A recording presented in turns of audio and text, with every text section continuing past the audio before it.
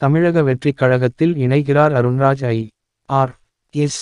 2026 சட்டமன்ற தேர்தலில் தமிழக வெற்றிக் கழகம் மீது பெரும் எதிர்பார்ப்பு ஏற்பட்டுள்ள நிலையில் அக்கட்சியில் அருண்ராஜ் ஐ.ஆர்.எஸ். இணையவுள்ளதாக தெரிய வந்துள்ளது. இது தொடர்பாக தீவிர ஆலோசனை நடைபெற்று வருகிறது. தமிழக அரசியல் களம் ஓராண்டிற்கு முன்னதாகவே 2026 சட்டமன்ற தேர்தலுக்கு தயாராக தொடங்கிவிட்டது.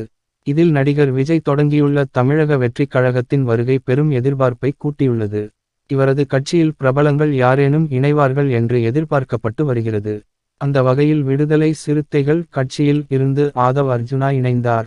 இவருக்கு தேர்தல் பிரச்சார மேலாண்மை பிரிவு பொதுச் செயலாளர் பதவி அளிக்கப்பட்டுள்ளது.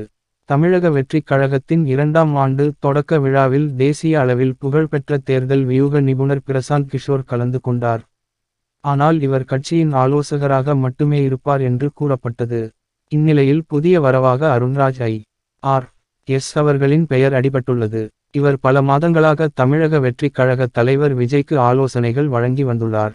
அதே சமயம் ஐ.ஆர்.எஸ். எனப்படும் இந்திய வருவாய்த்துறையில் உயர் அதிகாரியாக இருந்ததால் நேரடி அரசியலில் ஈடுபடவில்லை. கட்சி சார் நடவடிக்கைகளிலும் கவனம் செலுத்தவில்லை. இந்நிலையில் நீண்ட ஆலோசனைக்கு பின்னர் விஜய் உடன் தமிழக வெற்றிக் கழகத்தில் இணைய முடிவு எடுத்துள்ளார். இதையொட்டி தனது ராஜினாமா கடிதத்தை அளித்துள்ளார். இது குடியரசுத் தலைவர் திரௌபதி முர்மு ஏற்றுக்கொண்டதாக மத்திய அரசு தரப்பில் தெரிவிக்கப்பட்டுள்ளது. எனவே அரசு பணியை துறந்துவிட்டார்.